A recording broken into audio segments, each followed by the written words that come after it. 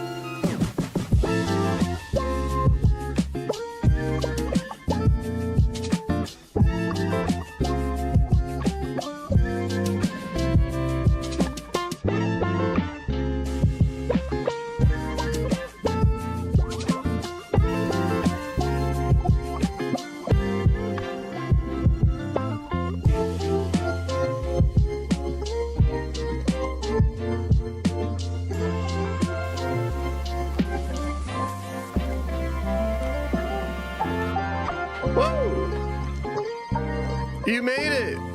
We all made it to Friday.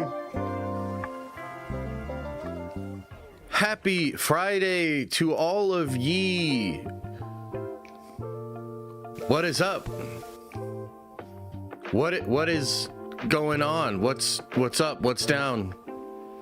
What's all around?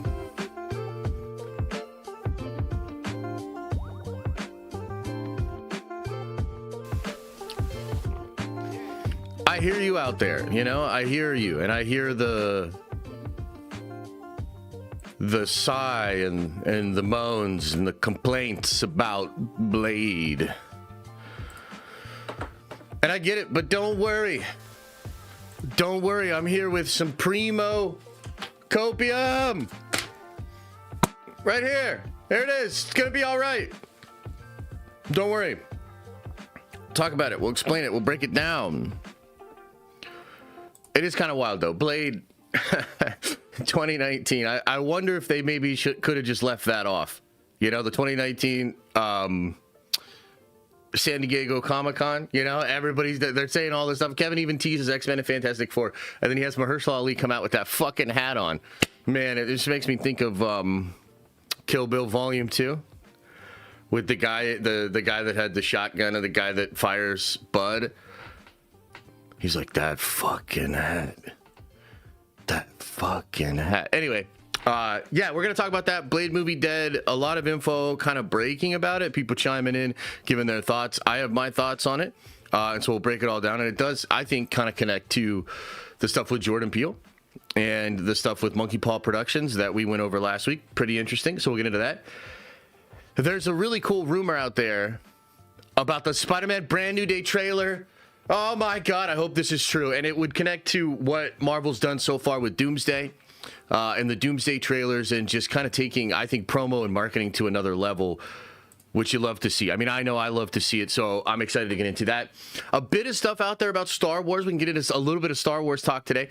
Yesterday, of course, we did a stream for members, but the clip did come out, and there was news that broke about the Sean Levy Star Wars movie, stuff about Tom Cruise shooting stuff. You know, some folks, I think maybe in response to some of the things I've been saying about the Levy project, they did share something with me on Twitter, which was Sean kind of discussing how this movie is going to be fresh and new and not tied to anything specifically. And, you know, we'll touch on that a little bit. I don't know if I fully believe him, but the energy's there and it's kind of interesting. So maybe we'll talk about that a little bit. Then later on in the stream, I want to talk about some of these new Doomsday rumors / leaks. There's some crazy stuff being said out there. Some of the stuff we've kind of touched on a little bit here, a little bit there. But I figured, it's been a little while actually since we really got sweaty and nerdy about some of these possibilities. And part of why is like some of the stuff just sounds almost too good to be true. And I don't want to like get us all like really excited or hyped up for something that ultimately won't be in the movie.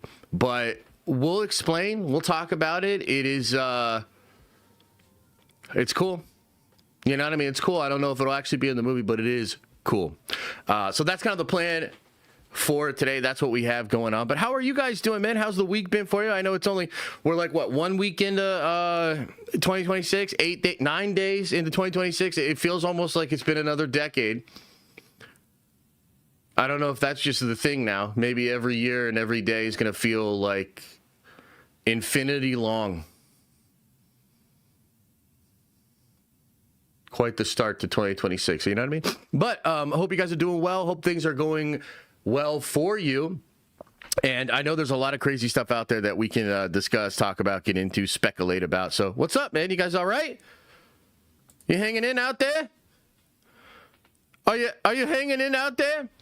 Josh, did you see people are confirming Sadie Sink is Jean? No, I didn't exactly see what that is. What are you talking about exactly? I mean, I know some people are revealing some things about the character, but did I maybe miss something or whatever? Rashi says, I need a break from Star Wars, but I can't quit it. Just like I can't quit you, Joshua. Oh, okay. Well, that's... there's a lesson somewhere in there. You know what I mean? There's a lesson somewhere in there. Also, are you comparing me to Star Wars? What the fuck? Appreciate you, Rossi. Thanks. Yeah, not thrilled to be back with the broke Avengers, though. I don't know. Economy's kind of tough, man. Maybe we're all broke Avengers, to be honest now. I don't care about Avengers Doomsday. Just give us an X-Men. Just give us Kitty Pryde. Give us Phantom X. Ooh, Phantom X would be fun. Rachel Summers. Give us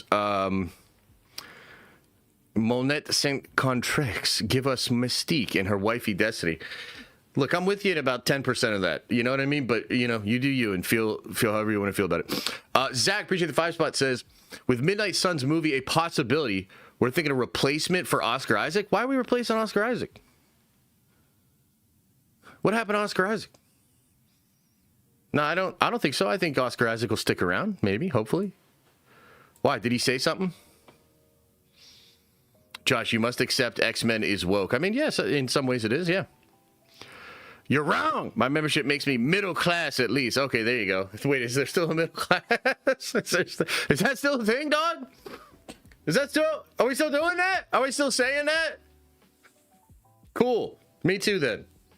First Gaming 9, appreciate you for the gifted membership. Thank you so much.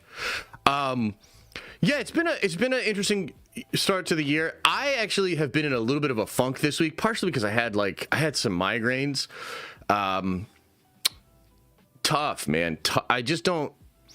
It's something I deal with. I think at this point you guys probably familiar with it. It wasn't so bad this week that I couldn't... I could do all the streams I wanted to do, and I was able to work on some videos, but it's just I didn't get enough done. I wasn't attentive enough to details this week, so I definitely feel like... just an off week or whatever, but you're going to have those, right? Life is what it is. You have the law of averages. There's a lot of different things, but, I'm kind of looking forward to, because I'm feeling a lot better today, and I'm hopefully past it, and I'm feeling good, but I'm really looking forward to having a better week next week, man. I'd really like to, and maybe it's just a thing, coming out of the holidays for a lot of us, it's hard to get back in the routine. It's hard to, get going, maybe find the motivation or whatever. I'm dealing with a little bit of that this week, so I hope you are all doing well, and if you're dealing with some of the stuff that's out there, I totally understand it. And I think the best you can do is try to control what you can control your domain, control your mind, control your body as much as possible. Give yourself the fuel, the rest, and the grace to do better and deal. Zip Health has migraine pills. Yeah, I mean, so occasionally I'll take something for it. I just took Advil this time, and it was, I don't know, it wasn't There was only one moment this week where it was like so bad I had to stop everything and like go lay in a dark room or like took a little bit of a shower and then laid down. But yeah, I'm all right. I'm all right. Get some Botox? What the fuck? Yeah, I'm good. I'm good on that. What's up, everybody? Josh, are you up to date on Fallout? Loving the second season so far. Yeah, so I believe there's only 4 out, right? I think there's 4. Yeah, I think I'm current, and I've been really enjoying it. First episode was all right. A little like getting back into it, recappy or whatever. There's some elements of this season that I'm not in love with, particularly, I think, what is his name? Mr. House or whatever. The backstory on him was like a little cheesy and felt a little out of character. But overall, great season, man. And what they've been doing with the Ghoul in particular, I think has been so interesting. I think Maximus's arc has been really interesting. So yeah, I'm liking it, man. I'm liking it. Yeah. Josh, have you looked into Function Health? I'm not sure what that is. What do you mean by that? Is that like a new thing in the health world, or is it like an app? I don't know. Do you watch JJK, and did you see the season 3 premiere? No, I actually I don't know, it's gonna sound silly, but maybe not too silly to you guys, but I started JJK and it just didn't really grip me. But a lot of people say like the first 8 episodes are not that great and you kind of have to get past them. But yeah, I don't know, I'm gonna give it another shot, but yeah.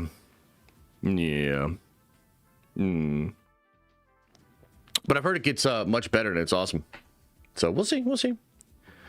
Yo, Blade movie cancellation gave me stomach flu and now I can't stop taking huge Star Wars. What?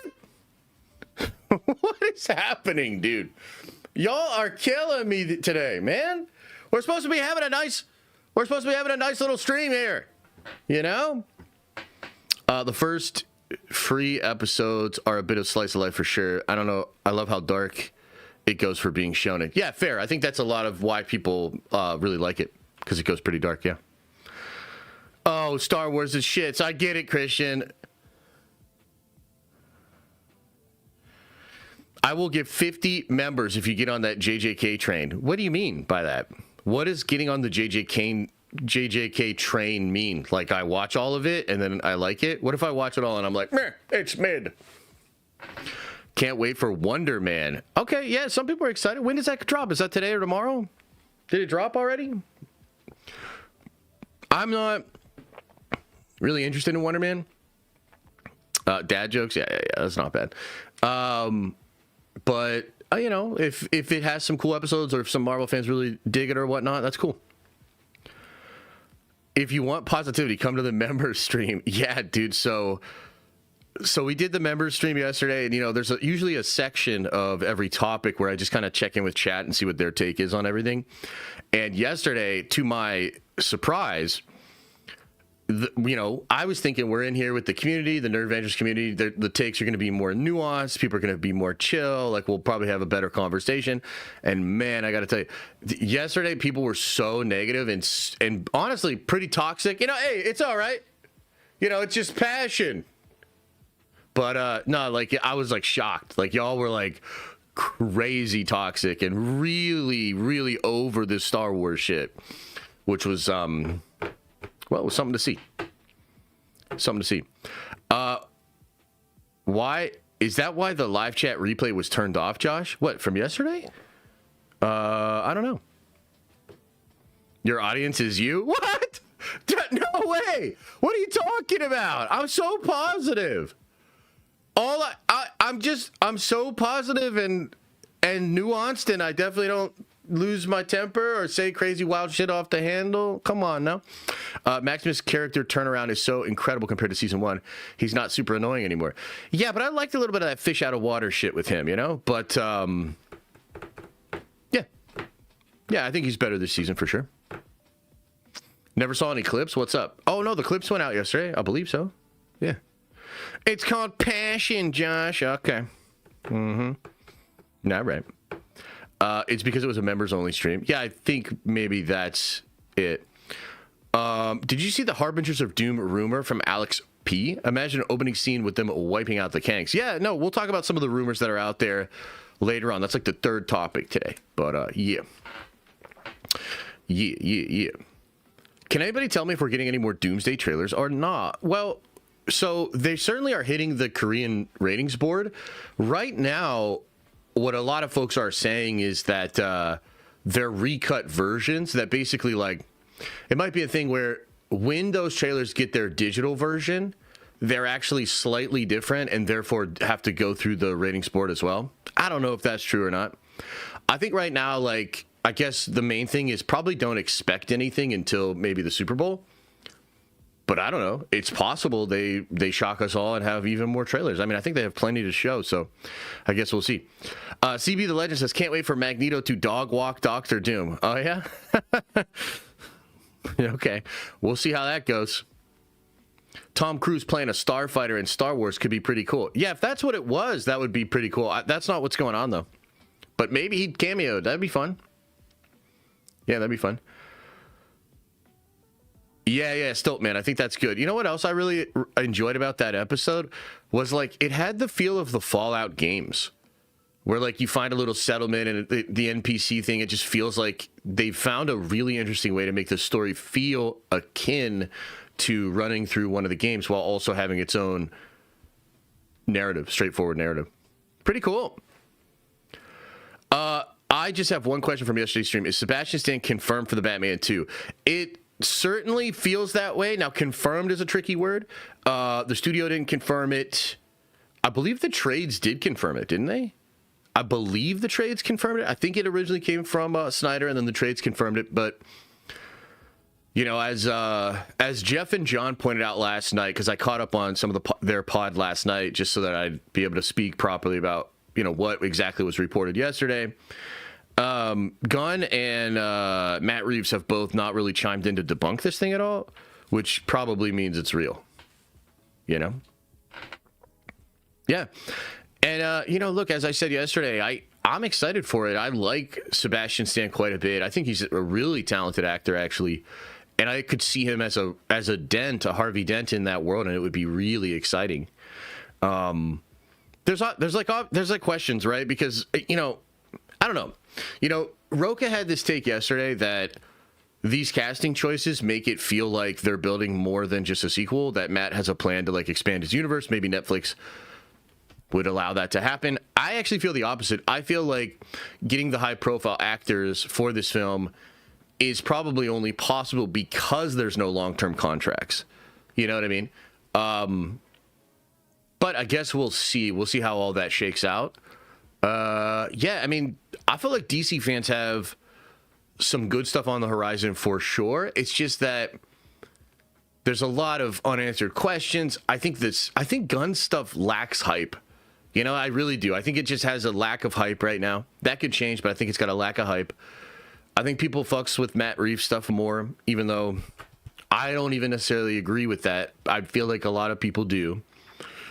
And I think the Batman Part 2 is shaping up to be a bigger movie than Superman. I think it's shaping up to be a bigger movie than Man of Tomorrow. And I think it's hard. It's going to be difficult for Gunn to justify his universe being the universe when the Elseworlds are literally making more money.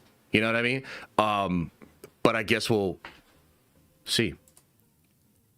I guess we'll just wait and see. All right, let me take another sip of coffee, and let's get into the first topic of the day. Num.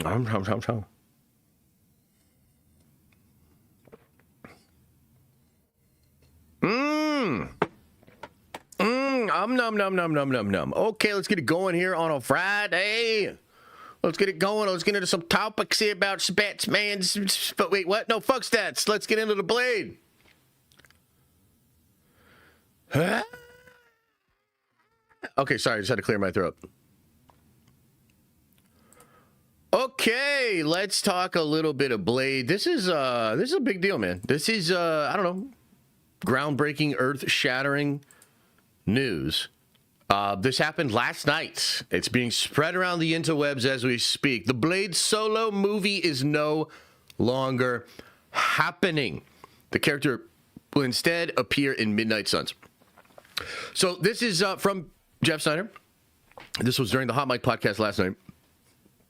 I went and watched this section of the pod to make sure I knew exactly what was said, the context and everything.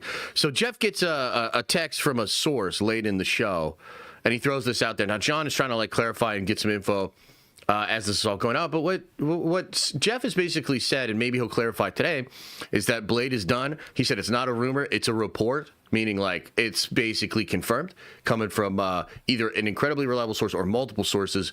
The Blade movie is dead. And he says they're going right to Midnight Suns.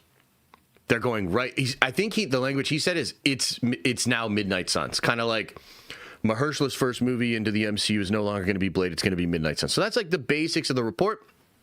I guess we'll wait and see as the day goes on. Is this confirmed? Do other people chime in? But for now, this is the report. I think it's real, guys. You know, I watched what Jeff said. Now, Jeff will sometimes throw things out as like a little bit of a rumor here, this, that, second, and the third, but this seemed different. This seemed like all the way legit. And even a lot of the questions that like John had asked Jeff in the moment, it was like the way Jeff was answering it. He's like, yeah, I think it's just been too long. There's just not going to be able to give you your own Blade movie anymore. And that's kind of interesting because that kind of implies that it's the studio's thought process on this thing. And they're sort of reading the terrain of where everything is at. Now, a lot of people have opinions about this. And I think Blade, in and of itself, has kind of become somewhat of a lolcow for Marvel. And if you don't know what that means, it's like internet language for... It's a factory that just gives you memes, and it's just this thing you clown on continuously. And look, that's because Blade has been delayed so many different times at this point. There's even the joke in Deadpool where Wesley Snipes says there's only ever going to be one Blade, and it's just this sort of wink from behind the camera that, yeah, we're having trouble with this Blade stuff. There were reports last year, I would say in the middle of last year, going into the late last year, that the writer of that movie had been taken off of it, and then there were clarifications that that writer was now put onto the Midnight Suns movie. And so, yeah, there are a lot of people that have issues with this. I think, you know, the complaints that people will throw out there is like, damn, they really couldn't crack the Blade movie. Wow, a Blade movie should not be that complicated. Why can't they just give us a Blade movie? You know what I mean? That kind of energy. And I totally understand that. I mean, it is kind of absurd, right? Like, we got a lot of crap over the last several years. And you would think a movie like Blade would be fairly simple to make, to put out, to crack, right? But I would argue that the reasons that Blade was tough are not as much to do with the Blade movie itself. I mean, yes, there were obviously problems. We've heard some crazy fucking rumors that at one point Blade was 4th on the call sheet, and there were strong independent women that were above Blade on the call sheet that were going to lecture you. Like, dead ass. We've heard that. Those reports were debated by some insiders out there, but basically, like, that was the whole thing. I don't know if you remember that shit. And a lot of different things. I mean, Bo DeMeo has kind of talked about how Blade fell apart. Bo had worked on some stuff with Blade. Bo talked about how the experience of trying to pitch Blade and work on Blade was not great, and that the executives were pretty stretched and things were a little tough, you know what I mean, within that situation. So I think a lot of that's fair. You know, at the end of the day, like, yeah, they fucked this up, right? Like, there's nothing you can really say about it. They fucked it up. But I think the plan here, like, I am not down on this news. I'm actually excited about this news, and I know that seems weird, so let me try to explain why, okay? I personally believe that this is in a line with the sort of new philosophy over at Marvel Studios, okay? And I think that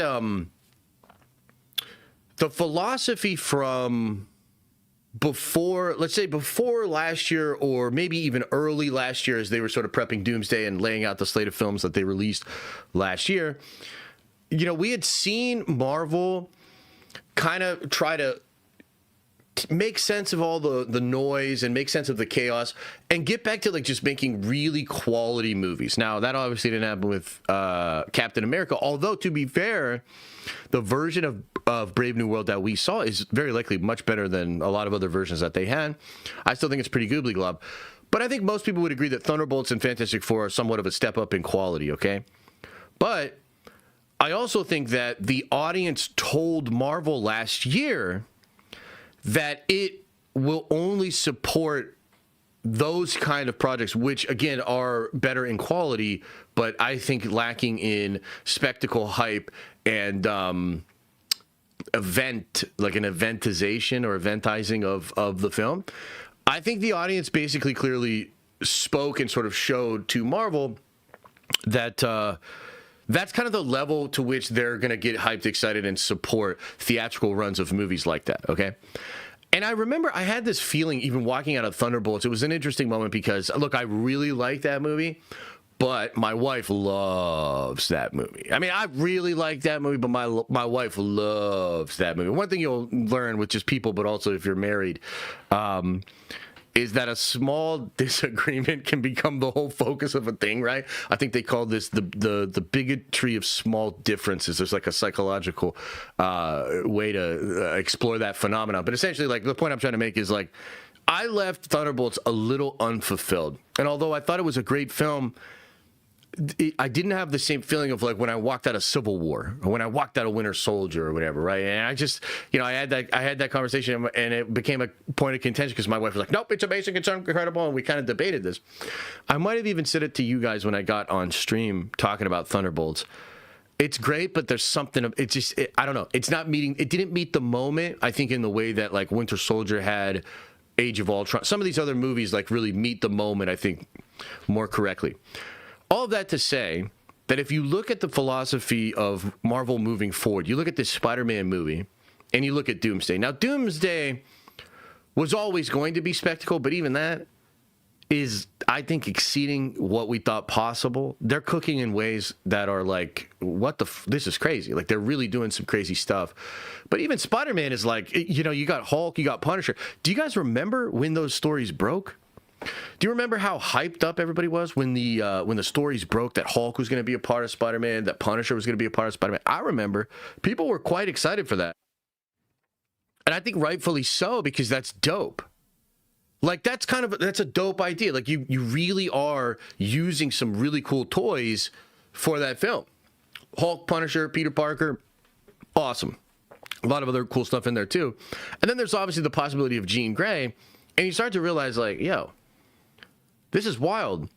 They've got Punisher.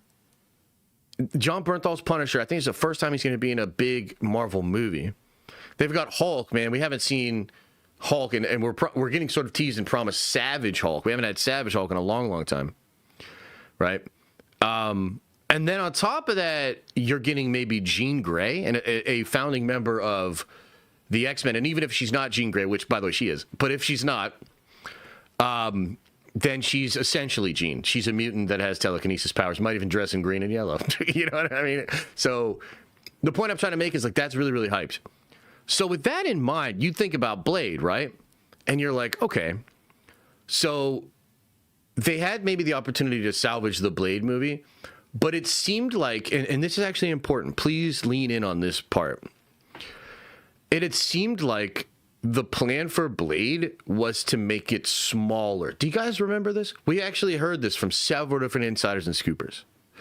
They would say, well, the plan for Blade is to just make it basically a vampire movie now. Like, I remember these were reports that came out after the story of, like, the girl power version of Blade or whatever. They were like, yeah, they're going to cut the budget kind of way down. They're going to make it just him fighting vampires. Like, these were actual reports. These were actually things that people were saying in, our industry or in our space. And although on the one hand, I kind of get it, where it's like, okay, yeah, Blade is actually not that hard to do. Like, just have him fight a bunch of vampies, kill Frost or Dracula or whatever, and keep the budget real down, right? I was never really enthusiastic about that because that feels kind of bad.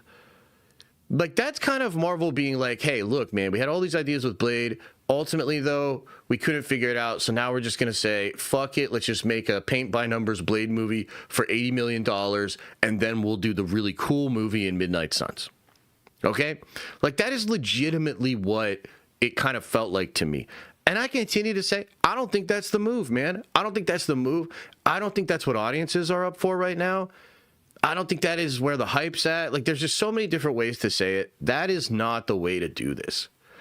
So the way I am taking this news is that Marvel has kind of come to the same conclusion. And I bet they went to Mahershala, and I bet they said, hey, look, we got good news and we got bad news. And the bad news is you're not getting a solo Blade movie anymore. You know what I mean? But the good news is your first movie starring in the MCU, because I believe Blade will star. He's going to be, the reports, he's going to be like the Nick Fury of the supernatural side, and we might be getting him assembling some kind of a team like in the film and whatnot. That was established a while back, right? Point is, they probably told Mahershala, you're now going to star in a franchise movie, and just like they told Tom Holland, we're going to give you Hulk, Punisher, and Jean Grey, and Tom was probably like, let's fucking go. I bet Mahershala has been promised something similar. So what would that mean? I mean, what if it is Punisher? What if it is a Dr. Stephen Strange? What if it is a Wanda Maximoff? You know, what if we're thinking really, outside of the box? What if it's Ghost Rider? You know? Yeah, I don't know. Like, you could go really, really big. Really, really big. With this movie. I think that's the move. So ultimately, like, although, yes, it is kind of like, okay, Blade is not going to happen, and there's baggage there. There's going to be memes. People are going to clown on Marvel for this. If the Midnight Suns movie is big, if they go for it and they stack that film, I think that's better for Mahershala. I think that's better for the studio. I think that's better for the audience. I think that is the way and the direction to go. Okay? Now, one more point on this. And this is a conclusion that I'm kind of drawing in the background. I think a lot of other people, dude, Wolverine, that's a great idea. There's a lot of, I think a lot of other people are kind of coming to this conclusion too. Do you remember last week when there were rumors that Jordan Peele, and this came from very reliable people, there were rumors that Jordan Peele had met with Marvel Studios. In fact, there were rumors that Jordan Peele and his company approached Marvel because he wanted to do a Marvel movie. Well, when that happened, everybody just assumed it was Blade. Okay? And it's funny because, Monkey Paw Productions themselves posted the eyeball emoji, right? And it like blew up. That's a big part of why we talked about it on the show. And I said, this is more than just some gloobly glob. This is the actual company being referential and having fun on social media about this meeting taking place. But the thing that I think a lot of people missed about that whole monkey paw thing was they later, the very same social media account later, either that day or the following day, quote tweeted themselves, posting the eyeball emoji, and said something to the effect of, when you post an eyeball emoji and the whole world thinks you're doing the Blade movie.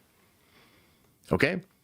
Now, what's important about that is like between the lines there, right, is them kind of saying like, bro, it ain't the Blade movie. We're not like bringing the Blade movie back. Let me see if I can actually find you this tweet.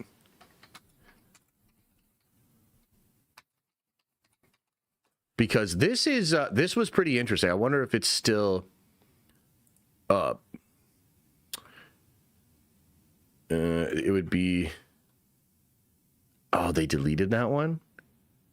No way. No way they deleted it. Come on, man. Maybe it's in the replies. Let me see here.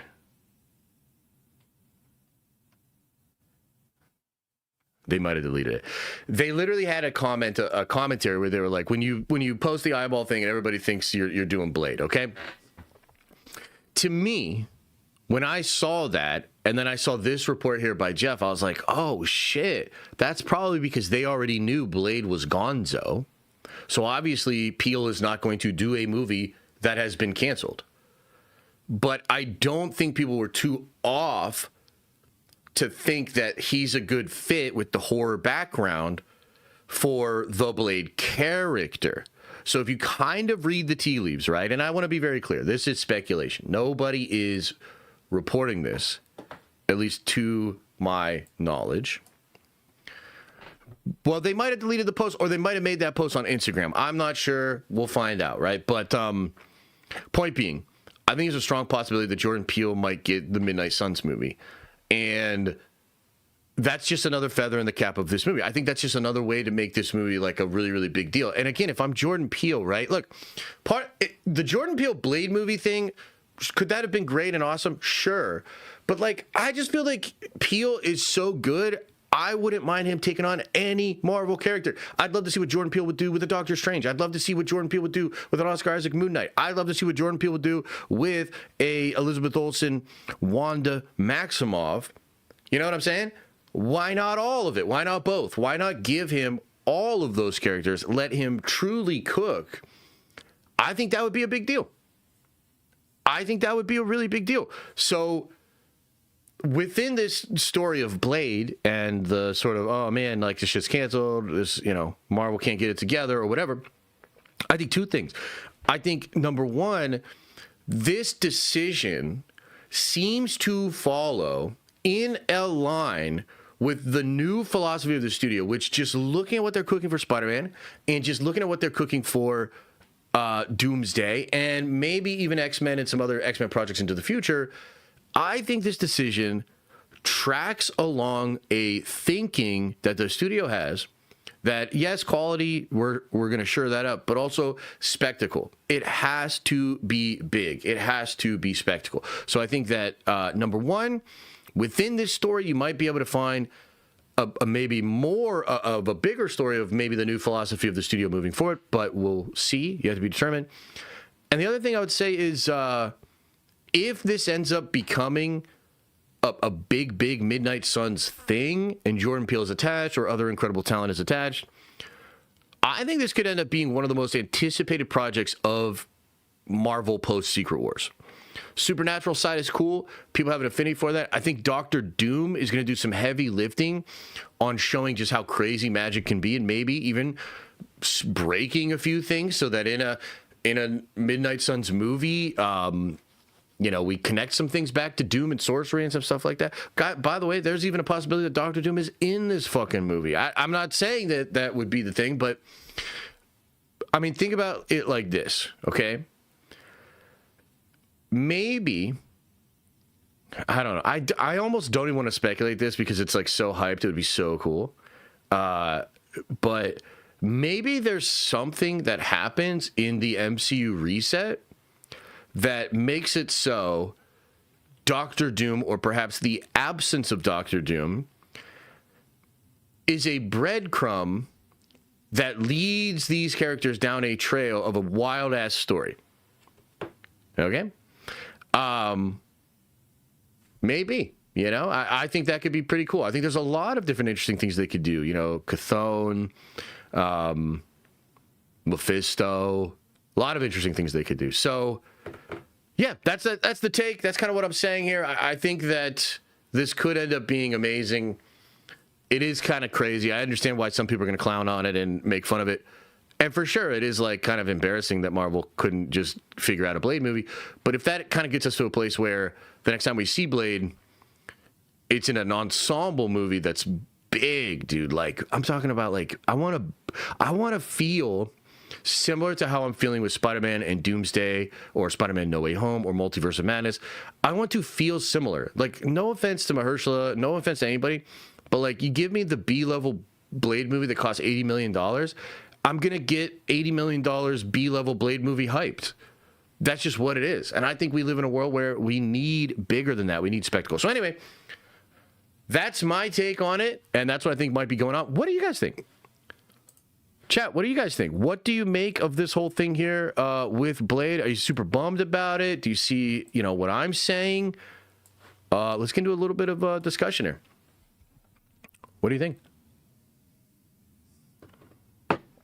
No one knows Midnight Suns. It'll flop like Thunderbolts. Just do a Ghost Rider movie with other cameos.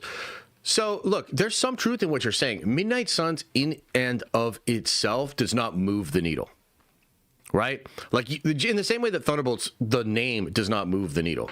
However, there are characters that I think could be bigger and more recognizable and actually bring in some juice and some vibes beyond, like, the Midnight Suns name. So, like, you know, some people are pointing out, like, I like some of these picks. Wolverine. Now, that seems wild, right? Dude, what? Wolverine? Wolverine and Midnight Suns? Brother, I don't know how they would make it work, but I'm telling you, you put Logan, whether it's Hugh Jackman or you put the new Wolverine in this thing, it's going to pop. People are going to be very excited. And I think it's interesting that you're saying that it'll flop because nobody knows it. You know, Anthony Mackie, there's this quote in this interview going around with Anthony Mackie right now. About like the death of the movie star, and maybe this is an old recycled one because he was Falcon at the time. He's talking about like Falcon and whatnot. But like the point he's making, I think, is actually really true. There really are not movie stars anymore. Maybe there's a few left, but really that doesn't activate people. And you know, the point Mackie was saying was like, you used to go watch the Schwarzenegger movie, you know, or the Stallone movie. And that was true because those people, this is what's weird. It's like those people were characters. They were actually more of like, they were actually more fictional. Like they had like an allure to them, a mystery. There was something about them. It was, you definitely liked them. I think celebrities kind of fucked up because they became so overexposed in the social media age that now we're kind of like dead ass sick of them. Like I'm at a point where I can't help but see the actor and it does nothing for me. It actually takes me out of the film, you know? And this is a little bit even into the Odyssey. I see the Odyssey trailer. I just see a bunch of actors I recognize wearing costumes. I don't feel immersed. And what's interesting is like, even beyond that, right? You look at the Two-Face thing. A lot of what the discourse about the Two-Face thing is like, oh, the Winter Soldier is Two-Face. I'm dead ass. That's actually like what people are literally making that kind of a connection. And it's like you start to think about what that means.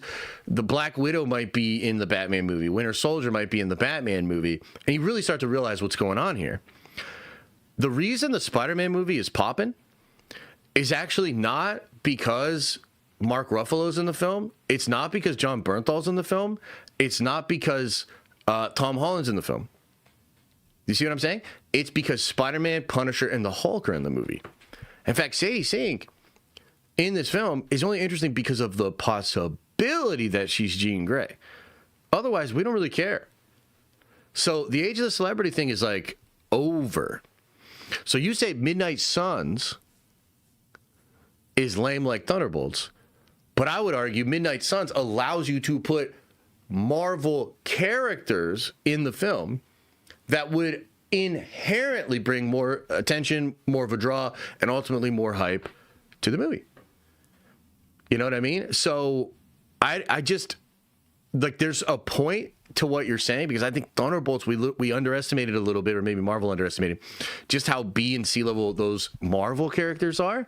But I mean, I think Thunderbolts could have been helped by some big A-list characters. Like, what if Thunderbolts had Hulk and they used Hulk to try to fight Sentry or something?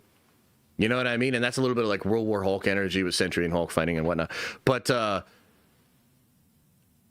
hey, man, fuck it. What if Hulk is in Midnight Suns? Do you know what I mean? The characters are the movie star now, you know?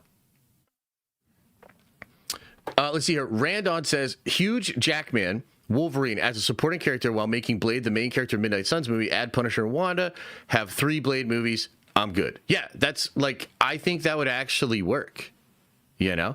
And, you know, you got to figure it out in a way that feels right for the story and whatnot, but that's the world we live in, man. The Exodus says with a 10 spot, that's very generous, brother. Appreciate you. Nothing ever changes the fact that they put more energy, effort, and commitment into a spur of the moment Agatha series than they did a proven commodity like Blade. If they wanted to, they would. Yeah, and I think that's fair criticism. I mean, ultimately, that, to me, that's a big part of why Marvel... Like, I think that's why I was kind of screaming, cancel these shows. Because even Agatha, which... Look, Agatha surprised me. It's good. The 7th episode is absolutely incredible. But like, what if Jack Schaefer had just done Blade?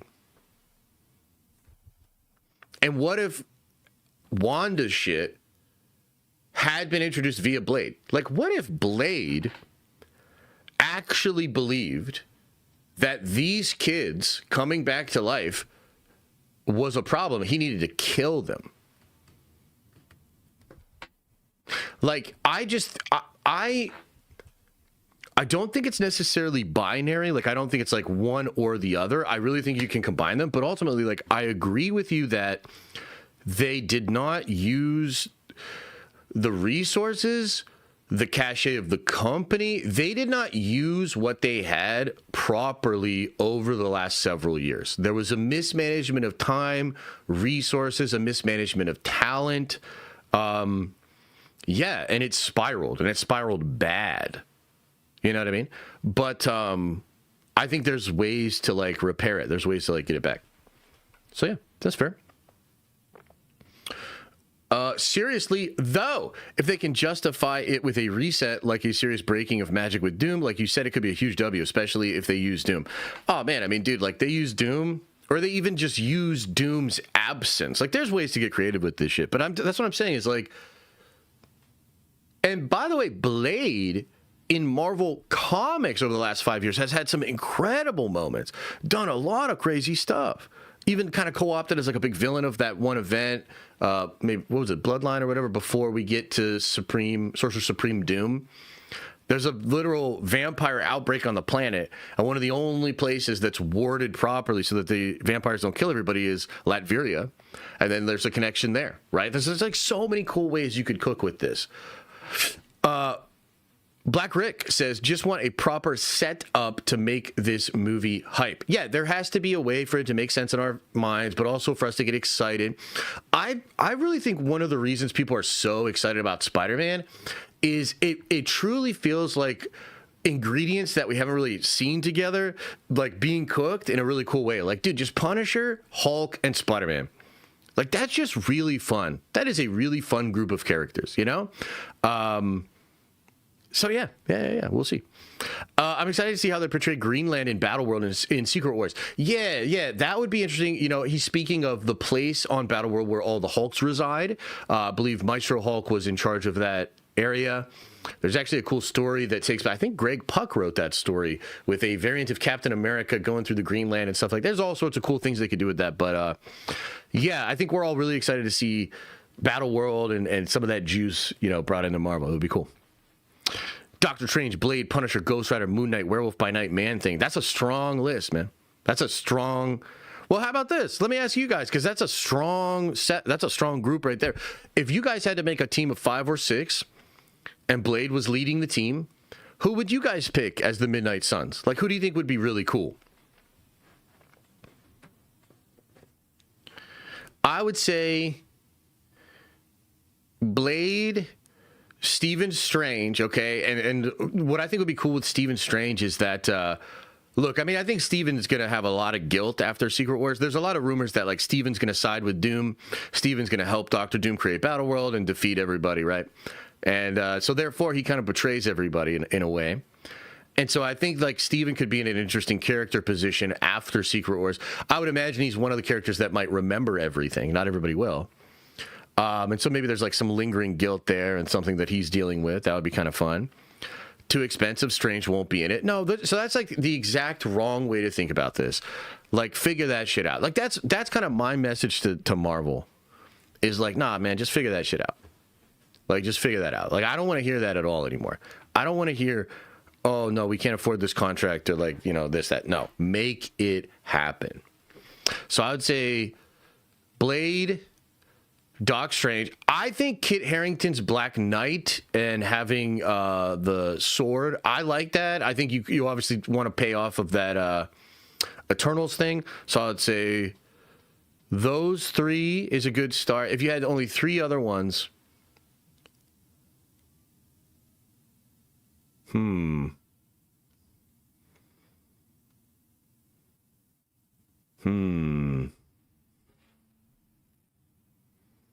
If we're going for maximum hype, right? Maximum hype.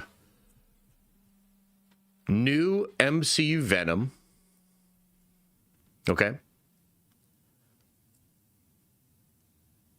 John Bernthal, Punisher.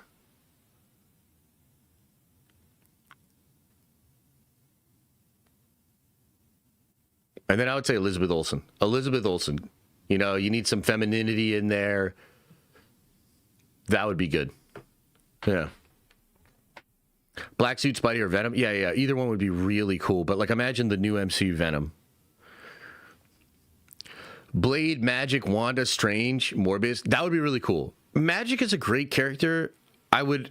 The problem is... So she would do a lot for nerds, but not necessarily normies. Right? Elsa and Moon Knight... I don't think you do, brother. Like, I'm sorry. Like, I think Elsa is a hardcore Marvel fans like Elsa, hardcore Marvel fans like Moon Knight. I do not think they do a lot for the hype of the overall movie. Wonder Man, Loki, what? What? It's Morbin time. Jared Leto. Remember when the guy screamed out, "It's Jared Leto," when they were doing the Doctor Doom reveal? Cosmic Ghost Rider instead of Punisher.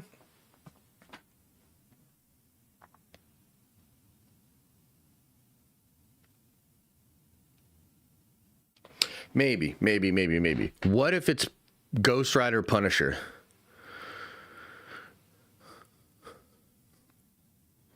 Or here's an idea. What if Ghost Rider, or no, what if Punisher makes a deal with Mephisto, gets the power of the Ghost Rider, and we have Ghost Rider Punisher, and he's the villain of the movie?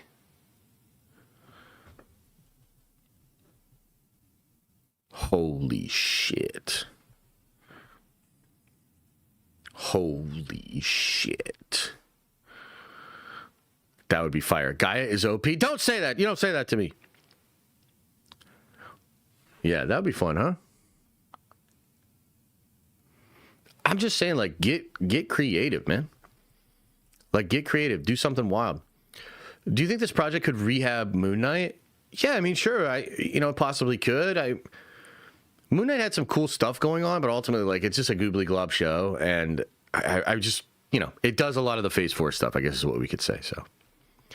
Gambit, Venom, Wolverine, Daredevil. I mean, that's a good... Dude, that would be sick, too. That would be crazy. Get some of them X-Men in there? Yeah. Yeah. Cosmic Ghost Rider, Frank Castle. Yeah, something like that. Could be, like, incredible, right? Yeah, I kind of like it. Just you breathing in the mic a little, it's making me shiver. Ah, there you go, baby. Shiver me timbers. 33 minutes? The segment's too long. End it. How accurate are scoopers like Daniel RPK? Well, so the way... Like, I love this question, but this question kind of, like, points to, like, just how people just get it wrong. Because, like, if you think that if I told you, okay, that Daniel's 60% accurate, then you might be like, okay, so 40% of the time he's wrong, which is just like, that's not exactly what I'm saying. The truth is, Daniel covers all kinds of different things. Some of those things he is incredibly accurate on. Some of those things he is less accurate on. You can also... Yeah, Daniel is very, very accurate about certain things. Daniel is kind of accurate about certain things, and then Daniel speculation throws shit at the wall with some other things, yeah. Dracula or Mephisto for Midnight Suns? Yeah, all of that would be cool. Why not both? Why not Dracula and Mephisto have a civil war over some kind of artifact or thing? Hell yeah. Hell yeah. Why did James Mack immediately say it was false? I don't know what James Mack said immediately was false. What do you mean? Josh, if another hero gets exposed to gamma radiation, are they Hulk powered plus their OG powers? So it would depend on what their powers were, but there is a comic book story where they all do get hulked out, and there's like hulked out heroes. Yeah. Blade canceled? I don't know what. So wait a minute. So James Mack said Blade isn't canceled, and now everybody's believing James Mack. Is that what I'm getting out of this? How accurate is Puck News? Jesus Christ. Maybe they're trying to create a new Darkhold. Yeah, something like that could be fun. Blade cancellation. Mack said minutes later it's untrue. Look, I'm trying to be chill about this, but I mean, if you're just asking me at face value, who do I believe more, Jeff Snyder or James Mack? Like, come on, man. Is that a serious question? Like, is that a serious question? Have we really gotten to the point where James Mack, who exists maybe for a year or less now, we're really gonna be like, I think I'm with Mac on this one. I think I'm with James on this one. All right. Hey, Josh, did you see that clip of Levy aura farming yet? It's kind of hilarious. Yeah, I did see that clip. What did you guys think about that? Midnight Suns versus Shadowland Daredevil and his army of hand ninjas. Goddamn, this man is cooking. Flamingo sauce is cooking. That's what I'm talking about here.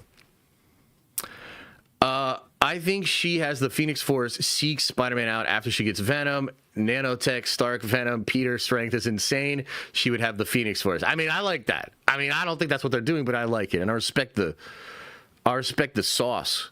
He dumped the whole packet of sauce in that one. Yeah. Blade, Doctor Strange, Moon Knight, Wanda, Ghost Rider, Wolverine vs. Death, Mephisto, and zombies would go insane. I mean, dude, there's so much fun that could be had with a movie like that. Absolutely.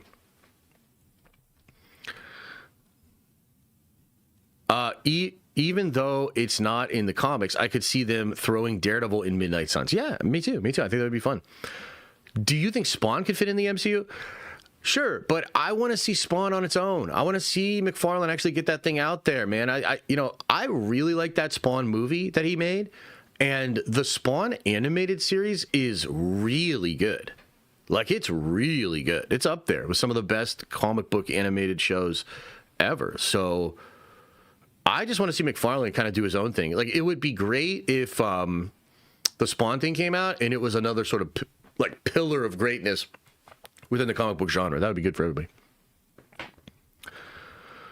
Yo, Josh, if Sadie isn't Jean, who do you think she is? If she's not Jean,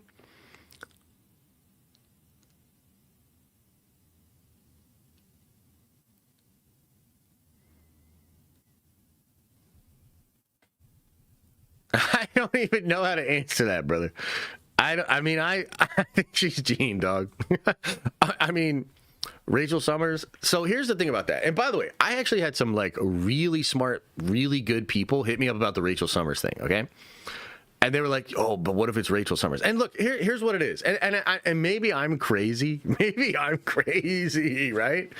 But I like to approach this stuff from a sort of rational, logical perspective. So here's where I'm at with this, and maybe some of you don't agree, right? But in order for it to be Rachel Summers, you would have to actually believe that it would be easier to explain and sell to normies and mass audiences that she's a character just like Jean Grey that's not Jean Grey.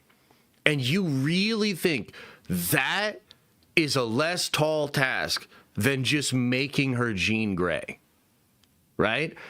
And on top of that, we have an X-Men saga coming up. We have a mutant movie coming up. We have an X-Men. We have a new team of X-Men. And so are you really telling me that it makes more sense for them to introduce Rachel Summers when they're about to do Jean and Scott and the X-Men?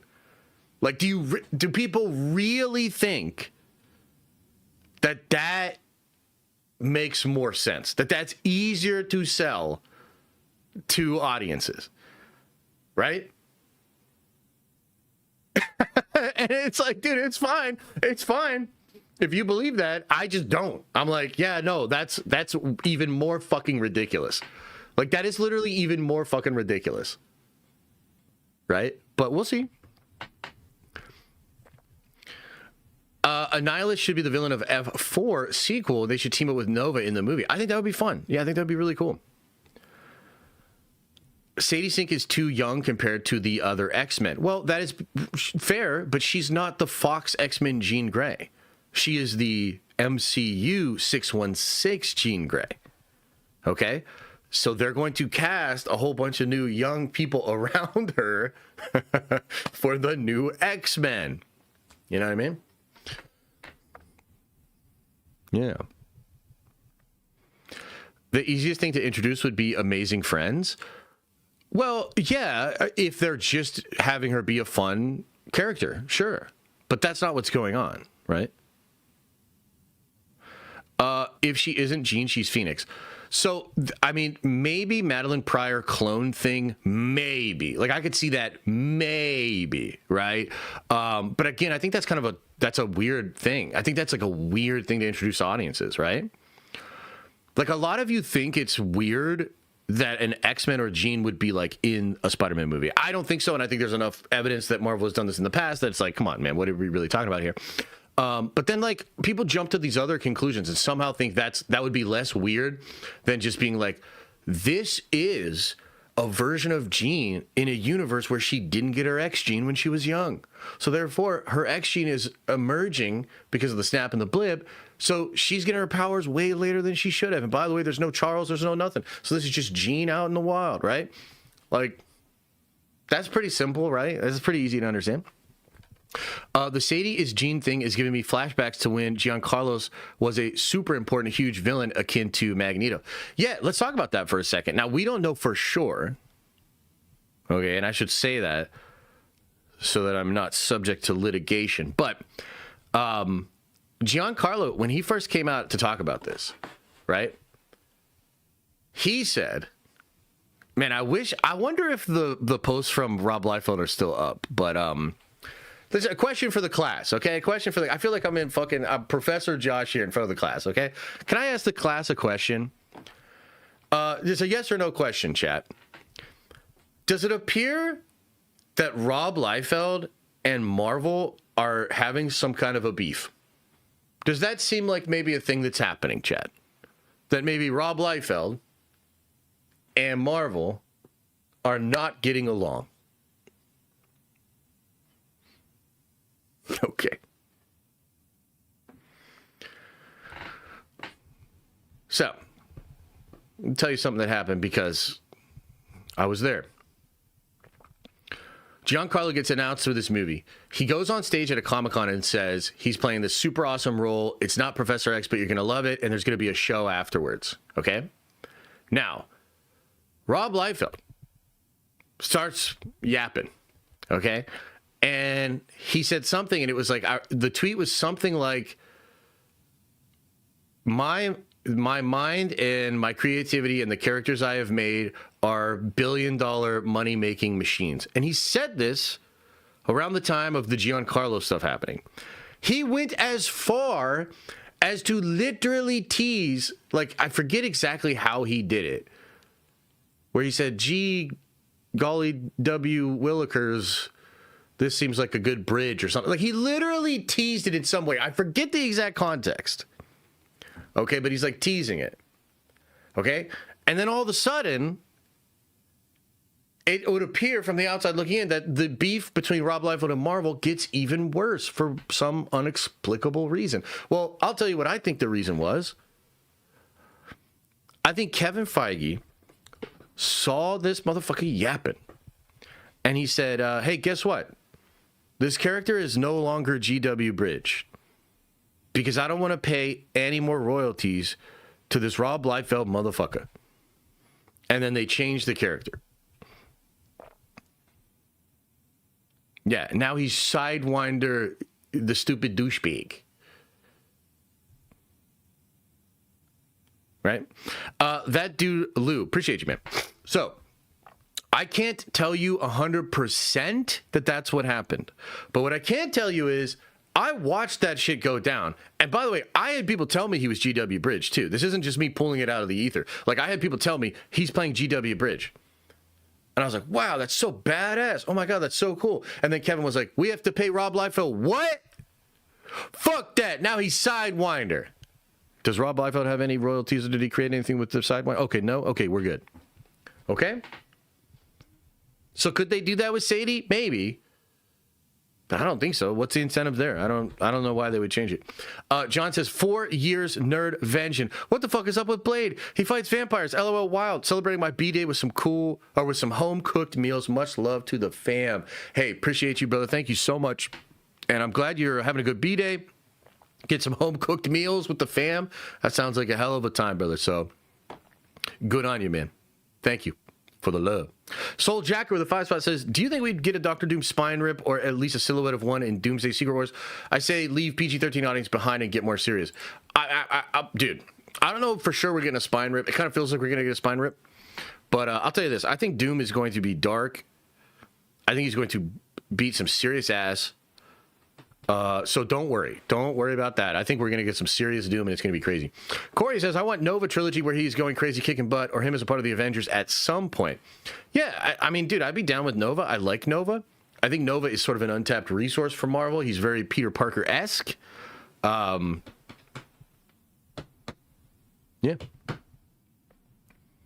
Is Sony involved? I don't know. I don't know about that. Gone Wild Bridge. Yeah, I wish I had saved the tweet that Liefeld had made about that, because, like, dude, I'm being serious. Like, and by the way, Rob Liefeld, I don't know how much of this I should say, but the morning that James Gunn announced his slate, the 10-year plan, which had been abandoned, that morning, before anybody knew what was going on, Rob Liefeld's out there talking about the Authority. Okay? And I see him talking about the Authority, and I was like, that's kind of wild. Why is Rob tweeting about the Authority? And then James Gunn announces they're making a live-action Authority movie, which they didn't end up doing, actually. But, like, do you see what I'm saying? Do you see what I'm getting at here? It's like you'd have to be a fool to not understand that Liefeld is connected. I mean, you think he has the ability to text Ryan Reynolds? I think so. And probably many others that are connected to Marvel, right? Yeah, he's like Marvel royalty in some ways, which is why the beef is so crazy, right? But, like, I've seen enough of Rob's tweets that are, you know, somewhat predictive of things that are about to happen to understand that he knows what he's talking about. So, again, the GW Bridge stuff, the stuff that he had tweeted, I'm pretty sure Marvel was like, nope, we're switching that up. Somebody says, can I read your super... Corey, I think I did, but let me see. Did I miss it? Oh, I just read it, brother. I want a Nova trilogy where he's going crazy kicking butt, or him as a part of the Avengers at some point. Yeah, I read that. I think so too, man. I think that would be great for them. Okay. Can we talk about some trailers, man?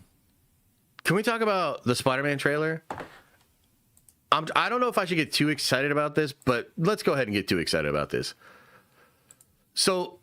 we've been waiting for the Spider-Man Brand New Day trailer. It leaked, like, while the Chris Evans trailer was leaking.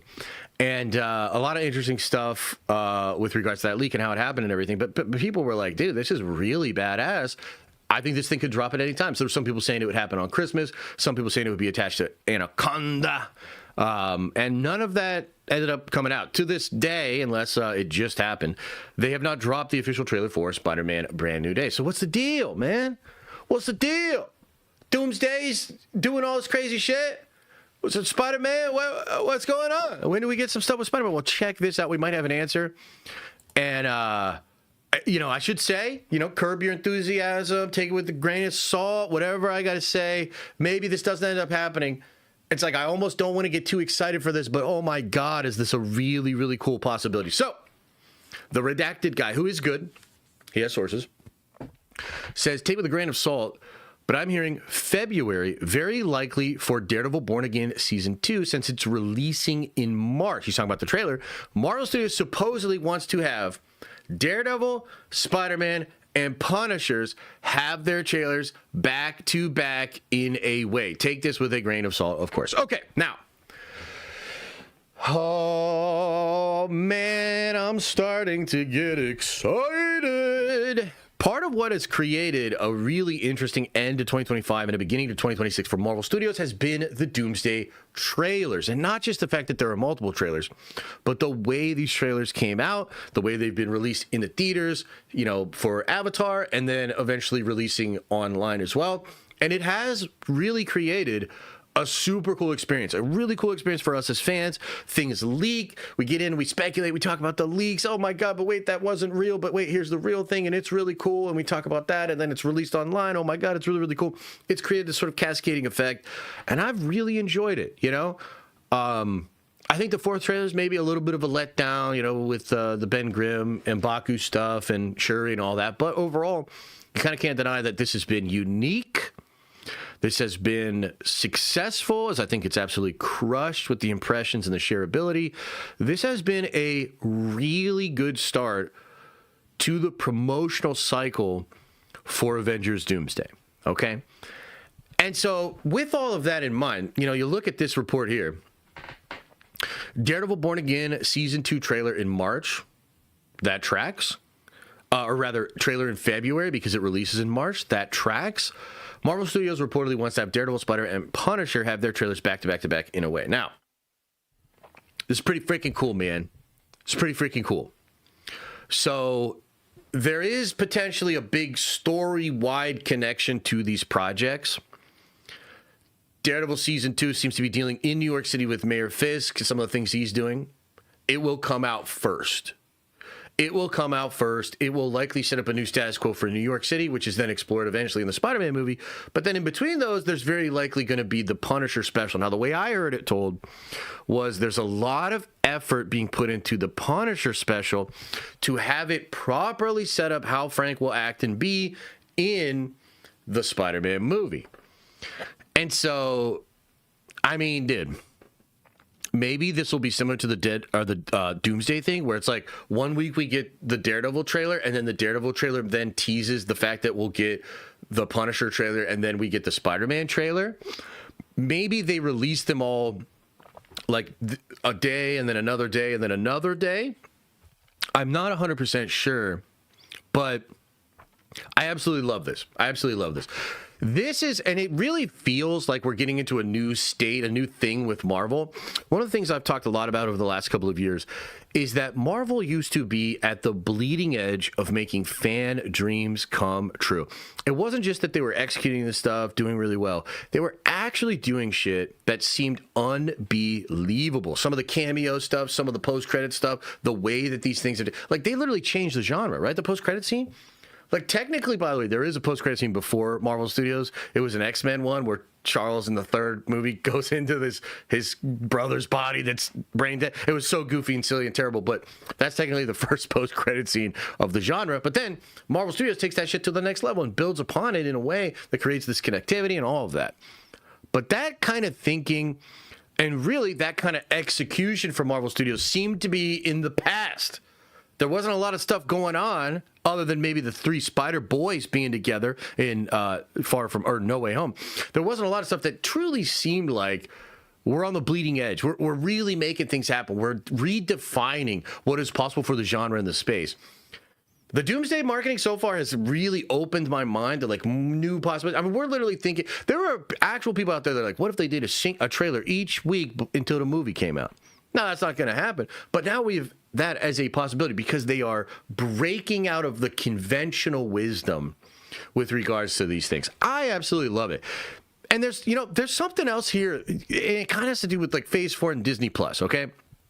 So Disney Plus, when it was first conceived, and this was before we just saw how it all went down, one of the reasons we were excited was because of the ability to maybe have a connection between a show and a movie in a way that's like really satisfying. So I remember we thought maybe they would do Secret Invasion, the show, in a way that built up this thing so that then the Skrulls and the Secret Invasion would be fully explored in the Captain Marvel 2.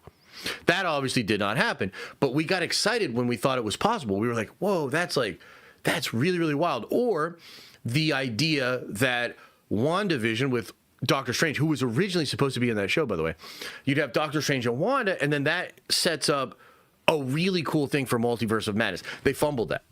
Okay, they fumbled that. But that promise was still there, and it's still cool. Like, it is kind of fucking cool that we might get a really cool Daredevil show that sets up the Punisher thing, that sets up the Spider-Man movie, and we might get this kind of contained story for these characters in these 3 separate projects. That's cool. We don't know for sure it's going to be executed well, and I have all sorts of questions about Daredevil specifically, right? But, like, this is still cool. So, like, it's almost as if they are taking this idea that originally came out, you know, out of Endgame going into Disney Plus, and there was this conception that we can use streaming shows, we can use content on Disney Plus to create momentum for a big movie. And it's almost like they're like going back to that well, but maybe trying to execute it in a better way. And I think this is brilliant. I think this is, by the way, what they should be doing moving forward. There's room here to do that with X-Men and how X-Men shows might pay off into X-Men things. And there's just like a really cool way to do that. So I'm hoping that the reason this promotional thing might be correct is because ultimately the DNA of these projects is so closely related. And there's actually been a lot of thought, effort, energy, resources spent to make this a boom, boom, boom. Because look, man, going into 2026 for Marvel, it's like, dude, we got Spider-Man and we got Doomsday, and that shit is hyped. And, you know, Wonder Man, I don't know, maybe it already came out, everybody already binged it, but like Daredevil and Punisher, that's cool. But if it's Daredevil into Punisher into Spider-Man as a huge chunk of the story, this is a big important part of this chapter for all of these characters, that's even more cool. I will take it a step further. I actually think this is what they wanted to do with the Nomad project, but it just didn't work. That project sort of fell, I think, under the weight of its own complexity and under... I just think they weren't able to do it, and I think you're going to see some of that story just kind of shorthand in Doomsday itself. But ultimately, I just want you to consider how cool it could have been if we actually had a Nomad show. Like, imagine the Nomad show hit this summer. Spider-Man comes out in theaters. We're all like, yo, that was really crazy. Josh was right about Jean Grey. That's awesome. The Punisher was great. Hulk was great. That Spider-Man movie was dope. And what if we rolled right into a 6-part series that explained Chris Evans returning the Infinity Stones or failing to do so, which directly led into Secret Wars and set up Secret Wars? Would that not be fucking hype as shit? Oh my God, that would be absolutely incredible. Now, look, we're not getting that. Okay, we're not getting that. But is this a version of that? Wow. So look, either way, if this is true, we're not just going to get a trailer for Spider-Man. We're going to get more crazy promo from Marvel, and we're going to get just like they're literally going to show us, but also show all the normies and just the people in general that like, yo, first half of this year, you're not just getting Spider-Man. You're getting a boom, boom, boom. Daredevil into Punisher into Spider-Man. And it all ties together. And it's all badass. And it's all going to be way more high quality than it was before. And Daredevil's girlfriend, she dies in the first scene. The ex-girlfriend, Karen's back. And we're never going to have that bitch complaining, I saved myself. All that stupid bullshit is over. My God. It's a new day. A brand new day, maybe. For Spider-Man and for Marvel, so this shit has me incredibly excited. I think I'm getting probably way too excited about it. But this, I mean, again, and from the content perspective and from the community perspective, guys, like, look, it's one thing to be like, hey, the Spider-Man trailer's coming. The Daredevil trailer's coming. And we'll break it down and give you 14 Easter eggs and things you missed in the trailer. That's one thing, and that's fine, and we'll still do that. But now, we might get to talk about, speculate about, and make content about how the 3 trailers for the 3 projects are going to roll out in some sort of fashion, and it likely indicates that there's a connectivity to the stories and a setup here, a through line, something really, really satisfying. Oh, man, I don't want to get too excited here, but like if this is the energy of Marvel moving forward, then they will be back. I promise you, they will be back, and this is really exciting. So Little rumor here about how the promo's going and the possibility of February, because January's already been pretty wild, right? But February might get real crazy too. Imagine 3 weeks out of February, they're dropping trailers, promoting stuff, and we just have so much more content, so much more fun stuff to make. So with that said, what do you think about this, chat? Like, what do you think of this? Thoughts, comments, questions, concerns? Oh, man, we might be eating good. Oh, man, we might be eating good in this year of our Lord 2026. Woo! Weren't the colors on Steve Rogers' motorcycle helmet Nomad colors in the Doomsday trailer? Yeah, maybe.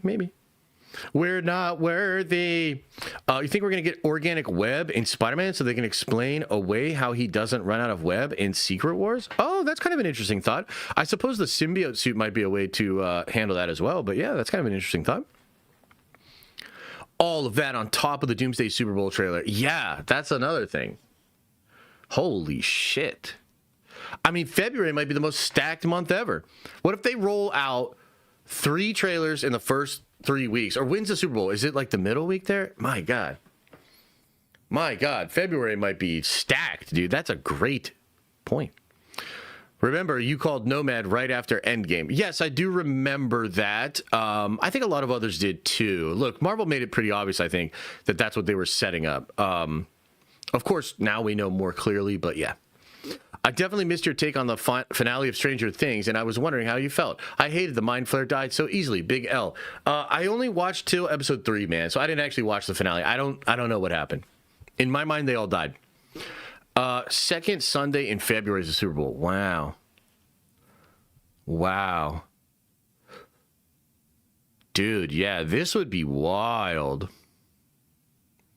I don't know what the play there would be. You do all 3 trailers the first week, or you let the Super Bowl do its thing, and then after the Super Bowl, you do these trailers. I don't know. That's an interesting point. I don't know how February could work then.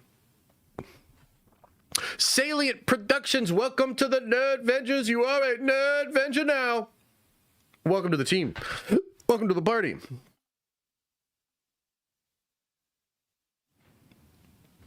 So DD finally will be agile again? Yeah, I think so. Man.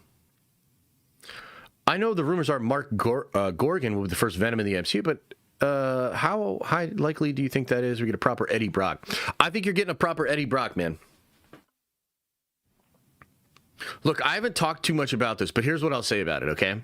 This same guy, the redacted guy, he recently said that he's hearing that Marvel's version or the MCU's version of Venom will not be a cannibal, okay? Which is kind of interesting because it's like weird that Sony like focused on that with him like eating the heads and eating people. In comics, Venom has basically not been a cannibal since 2009.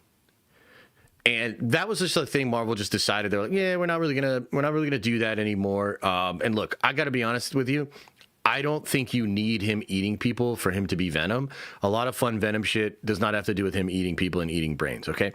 However, the timing of that is quite interesting because, and I don't know how much I should say here,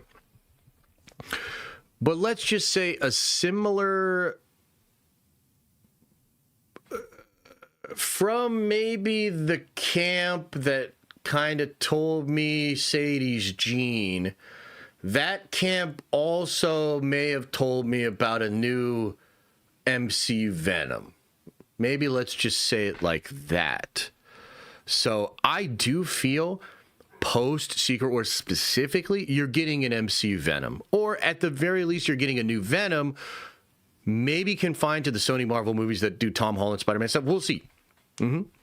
Jane says, just finished Loki for the first time, had so much potential. Yeah, Loki's a cool show, man. Loki's a cool show. I like that show. Is it Topher Grace? Wouldn't that be something? Nah, I don't think so, guys. I like Tom Hardy, even though the movies were goofy. Yeah, I like Tom Hardy too, but I think it's probably just the case that like that version has run its course. I don't think that version is very symbiotic with Marvel's goals moving forward. And I think Alan Ritchson as Eddie Brock and Venom in the new MCU reset will be great. Yeah. If that's what they do, who knows? And he'd be great in Midnight Suns. But anyway. All right, so that's probably enough of all of that. That's enough hoopla. Again, even the redacted guy is saying take it with a grain of salt, but this is maybe the first time we're hearing of what the actual plan is here. And I think it's cool. It's just like, they're just kind of saying like, hey, you know, the Doomsday marketing, hell yeah, that's really, really crazy and really wild. But we're also going to try to kind of ramp that up across the entire catalog, which I think is brilliant. So that's the basics of that report. All right, guys. One last thing that I want to talk about. And it's juicy, but it's rumors, okay? Could we see Doom having a conversation with Aubrey Plaza Lady Death? Something like that could be cool. Certainly. I don't know that that's on the agenda or the plan. Warhammer World USA? Wait, what? They're making a Warhammer World in the USA version? For real, for real? I don't have to travel to England to see Warhammer World anymore? What? That's crazy, bro. Throw a link into the chat. Or are you talking about like the teams tournament or something? What the hell is that? You think we get a live action Squirrel Girl or too weird? Yeah, I think it's probably too weird. Death comes for us all. What? Ain't no way, Adam. Gotta have a sideline. A Warhammer World in the USA? Starting work on a new Warhammer World? Where's it at? Based outside of Washington, D.C.? That's kind of close to me.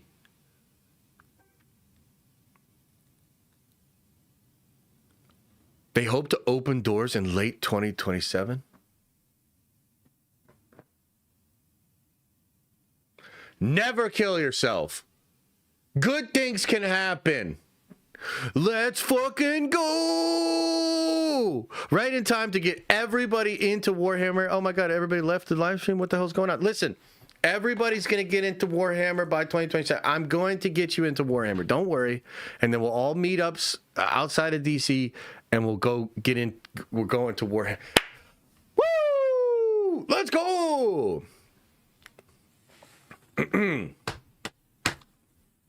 Okay. Okay.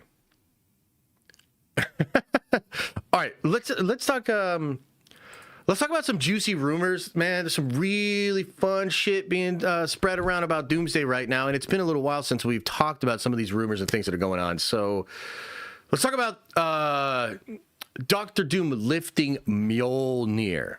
Okay, and I want to just be as crystal clear as possible. This is all rumor. It's all coming in from rumor, speculation. None of this is confirmed. We don't know for sure. Okay, but to the credit of friend of the channel, the Geeky Cast, he has put this information out there saying that he believes this will happen based on some stuff that like Alex Perez has said. I'll just try to like explain the whole thing to you, explain where I'm at with it and why I think it is actually true. Okay. But, so did you guys see, because a lot of you are, you're chronically online checking this stuff out like I am. Did a lot of you see maybe a couple of weeks ago when Alex Perez was teasing that there might be a point in the movie where somebody says the line, pick it up, and like throws the hammer down or whatever. He actually did two teases. He had a tease of, maybe I just pull it up for you. Maybe that's the best way to kind of explain this because like, dude, we really are like, okay, let me just pull this up. This was from December 27th of last year. Don't delete it, Alex. Okay. So Alex just tweets this, okay, out of nowhere. By the way, 500K views. I mean, like people have caught on by now that Alex knows what he's talking about. So he shares two GIFs. Okay, he shares this one, Mjolnir lifting up. And this was the scene where Thor's kind of getting his ass beat, and Mjolnir lifts up, and then it's Cap wielding Mjolnir. Super badass, right? And then we get this, pick it up. And he like kicks the weapon over, pick it up. Okay. Now, let's just be clear about something. Alex said, here's your vague post for the week. Now, Alex knows what this is, but he's not necessarily saying what it is, okay? But Geeky Cast and some others have been spreading around that it's going to be the fact that Thor, or rather Doom, will lift Mjolnir. Now, look, I'm going to be honest with you. I think that's real. I think that's probably true.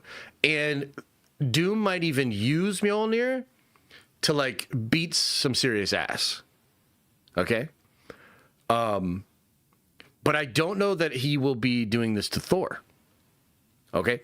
So a lot of people are saying, oh, dude, it's going to be Thor. And sort of the picture they're painting, and this would be a really cool scene, is it's like Thor using this power and whooping some ass. And then all of a sudden, Doctor Doom picks it up. Now, people are right about one thing with this, and this includes Geeky. They were saying that what this will mean is that Doctor Doom is worthy, and that's true, and that will be crazy. This is actually a Hydra Cap thing.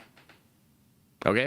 And what I'm saying to you is in Nick Spencer's Secret Empire story, there's a moment, and I think it's in the issue 0 or the issue 1, like this is like a really big important part of the Secret Empire Hydra Captain America story, is that when Cap comes out and picks up Mjolnir, it shows all the heroes that he is not a villain in this moment, that he is worthy. So that's what convinces some of them to actually side with Hydra Captain America.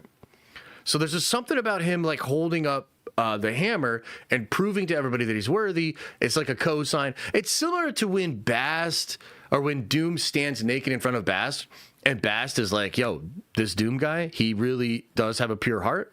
He really will make the world a better place. I'm giving him the vibranium. Okay? It's like a cosign. It's something meant to like fuck with the audience, and we're like, yo, Doom is worthy. I think that will probably be true. And so just going off of this and going off of the tease here, maybe this is true, and maybe Doom literally does throw the hammer to somebody and say, pick it up. But here's the problem. Thor doesn't even use Mjolnir right now. Who uses Mjolnir, chat? Anybody? Anybody? Bueller? Anybody? Bueller? Anybody? Steve. No, it's not love. I mean, maybe it is love, but I think she's sick. She's just chilling. Yeah. The person that's using Mjolnir right now is Steve Rogers. And in fact, for the promotional images and all the leaks, we might have went over this like 2 weeks ago. Steve Rogers in the beard with the long hair, in the brown jacket and the jeans, and he has Mjolnir. Okay, and we've seen enough of those photos to know that they're going to use that for promo, very likely. And at some point, it's going to be revealed that, yeah, Steve Rogers with Mjolnir is a big part of this movie, okay? So, it could be Steve. In fact, here's kind of a fun little possibility. What if Doom gets to Steve Rogers, and Steve Rogers, trying to protect his own family, trying to protect Peggy, and trying to stop Dr. Doom, wields Mjolnir to try to stop Doom? And Bianca, thank you so much for the gifted membership. I really appreciate it. And what if at that moment, Doom grabs the hammer, holds the hammer, throws the hammer up or whatever, and it has that same effect, that same audience effect of like, oh shit, this guy's worthy, just like Steve is worthy. Yo, this is crazy. Like, what does that mean? Okay?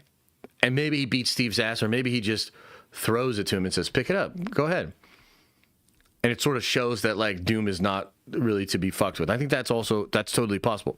Here's another possibility. What if it's Loki? Now, there's some teasing by even people like Alex and some others that maybe Loki will wield Mjolnir or something similar in this film. Tom Hiddleston just did a big interview with Josh Horowitz on the Josh Horowitz podcast. One of the things he said was that he was excited because Loki gets to do stuff in Doomsday that he has never done before as a character. Well, what has Loki never done as a character? He's never picked up Mjolnir. And in fact, he's so unworthy that Mjolnir is used several times in the catalog to keep to keep Loki at bay. He's just set on him, and Loki can't get up. And there's like other moments like that, right? And so maybe it's Loki. Like maybe at the end of it all, Loki then picks up the hammer. It shows that he's worthy, and he uses crazy amounts of power with Mjolnir, fighting alongside his brother, and they're trying to like take Doctor Doom out. That's absolutely possible. That could totally be what it is. Another thought I have, and I'm not sure how this rumor connects. You know, a lot of people had brought up James Mack earlier in the stream, and look, man, I'm still incredibly skeptic of James Mack. I really don't think this guy has sources. I don't think he has sources in the same way that Alex has, in the same way that Daniel has. I don't think so. I think he's trying to make his way in the world, and I think he's made a lot of connections in the past year or whatever, and I think he has his own thoughts or whatever. But like, I legitimately don't know if I trust this guy. I'm not trying to be rude, but like, I just don't know that I trust this guy. But one of the things he said was that Thor and Cap will be going throughout the multiverse in order to recruit other variants of themselves to have sort of a multiversal army of Steves and Thors to fight against Doom at the end of time. And one of the things that I was kind of thinking about with that, I was like, okay, so that's kind of interesting. Thor and Cap are both worthy. So technically, if you go throughout all of these different multiverses, and it kind of connects to this report that Loki holding the multiversal tree together has actually created more variants than ever in this universe or in this multiverse. And that makes sense. So maybe Loki did that so there would be all these variants of powerful characters that then could be recruited to be multiversal Avengers that would then eventually fight against Doctor Doom. Okay, that's possible. That's possible. But then how would that work? Doom takes everybody's hammers at the end of the movie and throws it to everybody? I highly doubt that. So maybe there's multiple conflicts here. Maybe there is an initial conflict where one or more of these characters uses either Stormbreaker or Mjolnir to fight against Doom. Doom then shows us how powerful he is and shows that he's worthy, and there's this real mindfuck of a thing. But then maybe they make it out, and then they recruit even more of them, and then they go fight again. You know, when when Thor is in the woods praying, it really seems like he's already had conflict with Doom, and I think that's probably fair. Otherwise, why is he so scared? I mean, maybe he's just scared from what he has heard or whatnot, but like, let's be real. It kind of seems like Doom or Thor already got his ass kicked by Doom, so maybe this thing that Alex had teased has already happened. And maybe that's why Thor is so fucked up about it. Maybe that's why he's asking for the powers of the All-Fathers. You know what I mean? But either way, guys, either way, I think some shit like this is happening. And this kind of lines up, like, remember, a lot of you guys were like, dude, you got to watch what Robert Meyer Burnett and John Campbell are saying about this movie, because they're freaking the fuck out, dude. They are freaking the fuck out. They think it's going to make $1 trillion. It's going to solve the United States debt crisis. It's like they're really high on this movie. And I think it's because they heard some really cool shit that will be in this movie. And a scene like this, I mean, Alex is literally teasing that this, and I don't think Geeky's too far off. I just don't know that he's 100% accurate. I don't think people are too far off. But dude, if Doctor Doom is like taking Mjolnir and like dead ass throwing it back at people and being like, pick it up, go ahead, do it. I mean, that is very badass, dude. That's really going to sort of put fans over on Doom. Great way to build up the character. Similar to how Thanos fucked the Hulk up. Bro, the beginning of Infinity War, when he itch-bays the fuck out of Hulk, it was incredible, dude. Literally, like, DDTs him through, like, some part of the ship. Like, it's insane, right? And we knew right then and there, this is not a dude to be fucked with. He already beat Thor. He already beat all the Asgardians, and then he whoops Hulk's ass in front of us. My God, what a hype building, aura building, putting fans over on type of a scene. So, yeah, I would expect some of that. The Russos know how to do that. They're going to do that with Doom. Absolutely. This is probably one of them. But is it Thor? Is it Steve? Is it Loki? Is it somehow all of them? I'm not really sure, but either way, this is like really fucking cool, man. This is really cool. This is a really exciting rumor, but I also sort of feel a responsibility to come out here and try to set the record straight, because look, the real thing is, and I asked Geeky about this, I asked some other people about this, basically, they're just taking vague teases that Alex is making, and they are looking at all the other rumors and trying to extrapolate at how they think it will play out in the film. And that is fair, because I do that shit a lot myself. But you cannot then turn around and say, like, this is a report or this is a leak. No, it's not a leak. This is speculation based on some teases that a very reliable leaker has made. Okay? So let's be clear. That's what it is. Having said that, this shit is hype, dog. I'm very excited about it. I hope that it is real. Let me know. What are your thoughts, questions, concerns about this here rumor with Mjolnir, with Doom, and all that shit? What do you think? Dark Timel, I don't know how to say your name, brother. Sorry. Says, what if Thor prays to the All Fathers for the Odin Force, but they give it to God of Stories Loki instead? Yeah, it could be something like that. I don't know why that would happen. Why do you think that would happen? I don't know that that's a thing. That doesn't feel like it fits within the context of the story. Did they explain why Hydra Cap was worthy? Because he's Steve. And Steve is pure of heart and worthy of the power of Thor. So the thing that's weird about that story, if I remember correctly, it's basically that a cosmic cube becomes sentient and then it thinks it's Captain America. But it literally changes reality because it's a cosmic cube. Right? And I'm pretty sure that was like the whole thing. And then the real Steve comes back and defeats the fake Steve that is a fake Steve because of a cosmic cube. Yeah. Apparently the 10 rings are the map to the Library of Worlds, where the information exists for Doom to create Battleworld. According to whom? And I can guess who. But according to whom? Darth Snape 66 says, thank you for being here. Hey, appreciate you, man. Yeah, thank you guys for being here. What about the Cabal rumor, the team that includes King Thanos, Hydra Captain, and Maestro? So what you're talking about is actually a series of rumors. But yes, those rumors persist and they exist. And it's that basically Doom will have some kind of a team. And there were speculations on who or what could be a part of that team. There were Hydra Cap rumors at one time. I don't think Hydra Cap is in the first version of the movie, or Doomsday. If he is, it's like at the very, very end. I could be wrong, but that's kind of the way I see it. And then the stuff about Maestro Hulk, like, yeah, those rumors exist still. King Thanos rumors exist still. It's probably the case that, yes, they do work for Doom in some way, shape, or form. I think Alex just teased yesterday the Harbingers of Doom, that Doom has a team, and there might be a lot of like Doom variants or people that are dressed like Doom that are a part of Doom's team.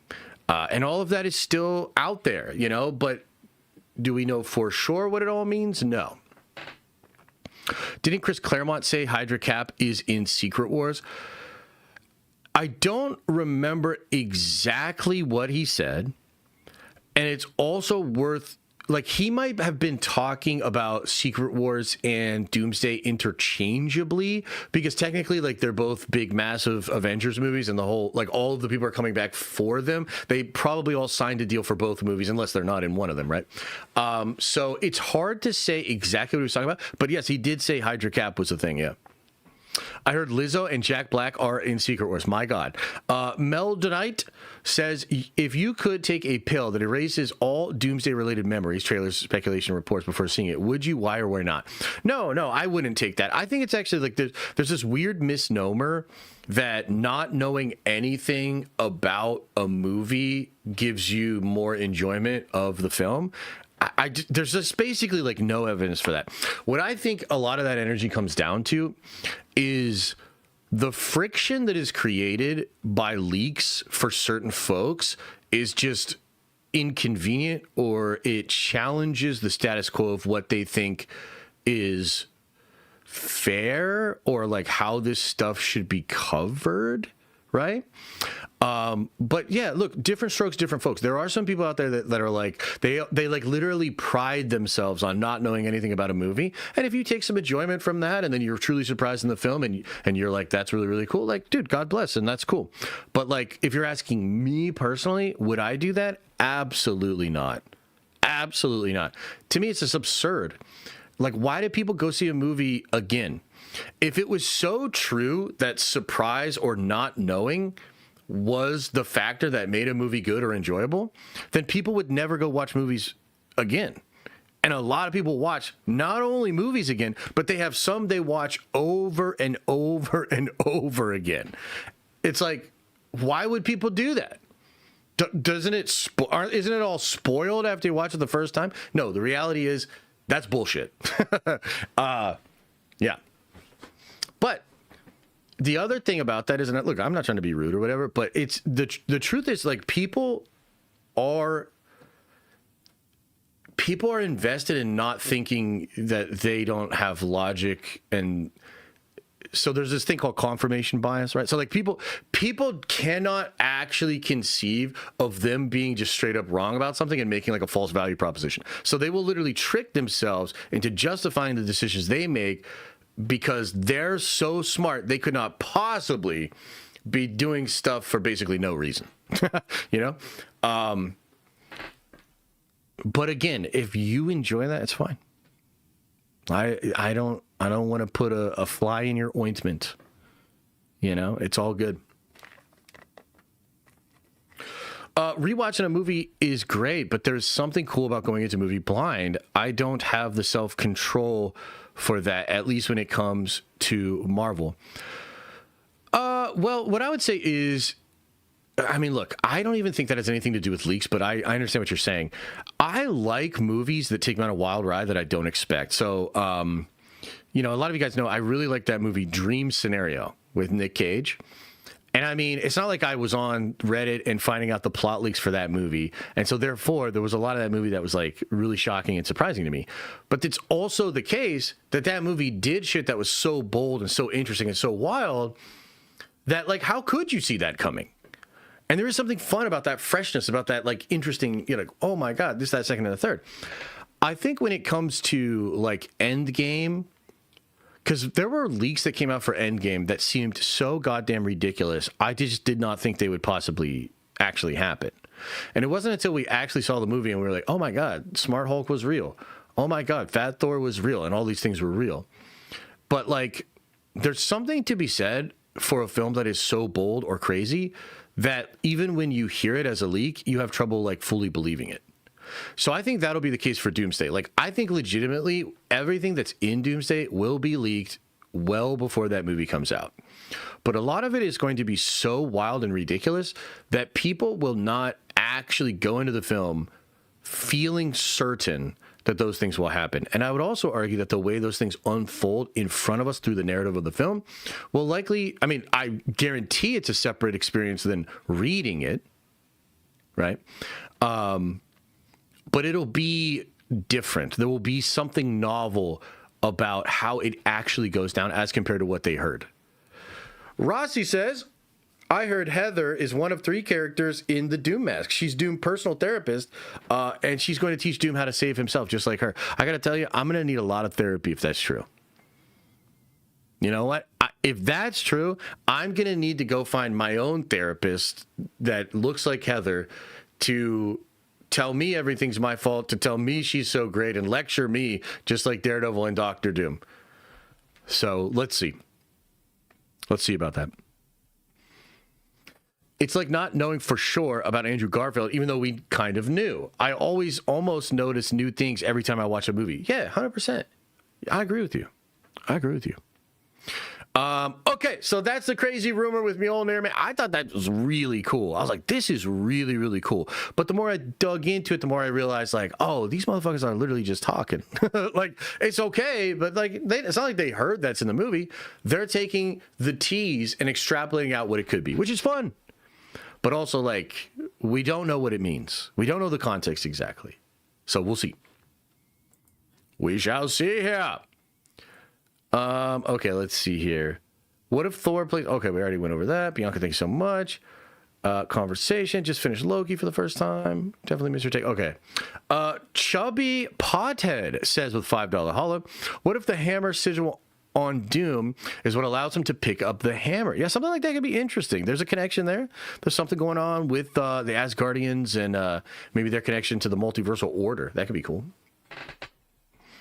Is this Doom going to be an actual sorcerer, though? Like, will we get a backstory to his mother being a gypsy and fucking around with the dark arts? I think you're going to get that explained. I don't know exactly how, but yeah, I think so.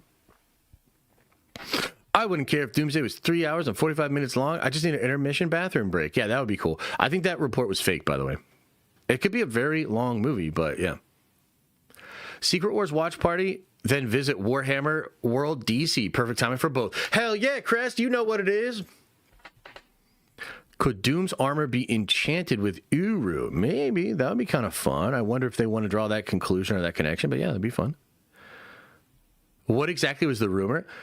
Essentially, the rumor is that one of the characters wielding Mjolnir will try to attack Doctor Doom. He will use Mjolnir, sort of showing that he's worthy, and then he'll throw the hammer back to them and say, pick it up. Like he's like taunting them. Pretty cool. Pretty cool. Josh, ban Carl. He thought Dune would move. Wait, what is going on? Ignore Kendall. He thought Dune would move. Jeez, guys. No fighting. What if Dune doesn't move? I think Dune's moving, for sure. You think Iron Man's sacrifice and being a variant is why he can pick it up? Wait, what? No. I think Doom can pick it up because he is truly the savior of the multiverse. That's what I think. Any chances of Secret Wars being split up into 2 or even 3 movies, basically the whole phase out of Secret Wars? Highly doubt it. Highly doubt it, brother. It'd be kind of cool, but I highly doubt it, yeah. The runes are on the poster? The runes are on the poster, yes. My name is Doom. I want Toby to pick up Mjolnir. That would be kind of fun. Toby picks it up. I think he can pick it up because he uses magic to undo Odin's enchantment on it. Oh, yeah? That sounds like some woke nonsense to me. I don't know what I'm saying, but I don't think so. Doug Ditch says, do you think Marvel would rehire Gunn if he was booted from Warner, especially as Feige was lining him up to lead the cosmic shit? I don't know. It's a hard question to answer. I think maybe, you know, it just kind of depends. Yeah. Hey, Josh, huge fan. Have a great weekend. Thank you so much. I hope you guys all have a great weekend too, man. I'm probably going to get out of here fairly soon. I think we had a good stream today. We're going to have some juicy topics, but I'm probably going to get out of here fairly soon. And, man, I've kind of had a tough week, to be honest with you guys. You know, woe is me, and I'll complain to Chad and everything. But, man, just had like one of those weeks where you're just kind of off, tired, had some migraines, and just wasn't on it the way I like to be. So I'm going to take a little bit more rest tonight, hoping to maybe do some painting of some Warhammer and maybe even do some reading and chilling out. I'm going to work a little bit over the weekend, but really like my main goal is to have a much better week next week. You know, a lot more fun, really good streams, really good videos. I've been cooking some good videos. Hey, by the way, somebody asked me last week.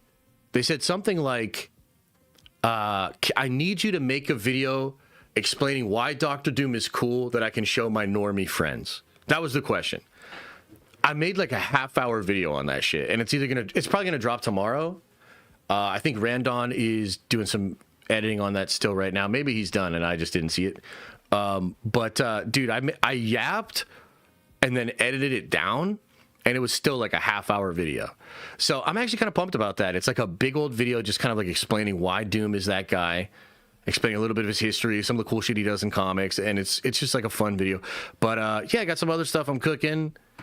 And yeah, 2026 is going to be a big year, man. I'm excited. It was Randon's idea, was it? You need to keep streams coming. Piss out of a horse, dude. We can't handle the wait for DD otherwise. I don't know what that means, dude. But yeah, whiteboard stream, maybe soon. Maybe soon. We're gonna have a lot of fun this year, and next year, and the year after that. Hell yeah.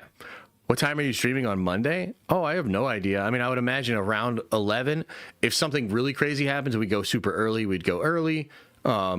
If some life stuff happens, maybe I delay this. I don't know. I can't commit to anything. Okay? Monday's also the playoff game for the Steelers. It's going to be a big, big Monday. So, you know, you guys go out this weekend, get a terrible towel, get a jersey, You know, put some French fries on your salad. Just do some Pittsburgh shit. And because I know the entire community is really looking forward to the Steelers getting into the Super Bowl so that I don't have to stream on the Super Bowl. Hell yeah. How about even if something crazy happens, you still go at 11? Yeah, I mean, I'm just not going to commit to that. One of the joys of the job is like, I can go whenever I want. So I'm just, yeah. No, I know. It would be really nice for you, Trev. I get it. Totally get it. Genuinely get it. But it's really nice for me to be able to be like, nah, we'll go when we go. Like, it's really nice. Like, it just feels really nice to be like, yeah, I understand, but also I'll just do what I want. But I don't want to go out and lose this weekend. Wait, what? I know it's tough. Tom could be great in the Odyssey and prove me wrong. Oh, I think Odyssey will end up being pretty good. It's like I did have that reaction to the trailer where I was like, you know. We're eating good this year. Movie shows and video games. Yes, we have a lot of good shit coming out this year. It's awesome. Do you think Clea will join Doom if Strange follows? And do you think Dormammu will go heads up with Doom? Dude, that would be kind of cool. I hadn't even considered Dormammu getting involved in this thing. But, yeah, I think there's something going on with Steven and Clea. Rumors that he will go along with Doom's plan. So, yeah, we'll see. We'll see how it goes. Josh's only redeeming quality is that he's a Steeler fan. I'll take it. I'll take it, baby. Let's go. Aaron. Hey, look. What if they actually pull this shit off? What if Aaron Rodgers, because, like, dude, the pack is kind of wide open, you know? What if we get a Super Bowl and then Rodgers decides to come back next year? Bro, come on, man. Come on, man. Come on, man. That shit would be super hype. Let's go.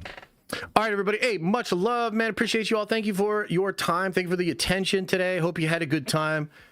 Hope the segments were fun and you got edumacated. A little entertainment, a little edumacation. I appreciate all the support, the super chats, the member chats. I appreciate those that liked and subscribed. Thank you all so much, man. It's been a good week here with the support. Really appreciate it. All right, I'm going to get on out of here. Y'all have a good-ass weekend, man. I'll see you on Monday. Video probably dropping over the weekend, and I'll see y'all on Monday. And as I always say, I hope you are having an awesome and a nerdy day. And I'll see you in the next video.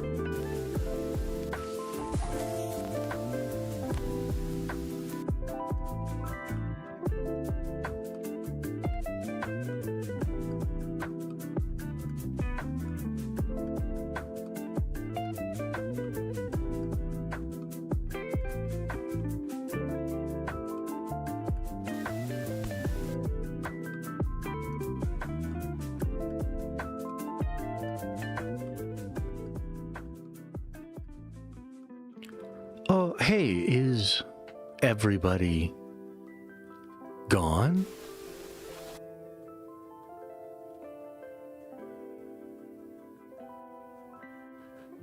Did everybody leave?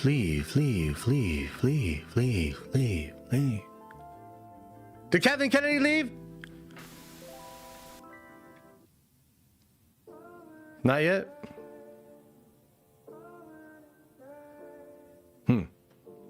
All right. Oh, well.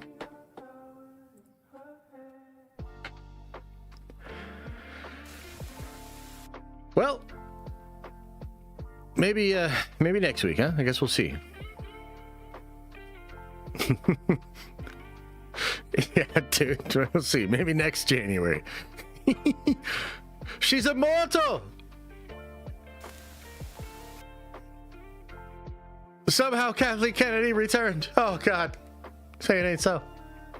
Oh, we forgot to talk about Sean Levy and the aura farming and all the video and all that. Yeah, I mean, who gives a shit?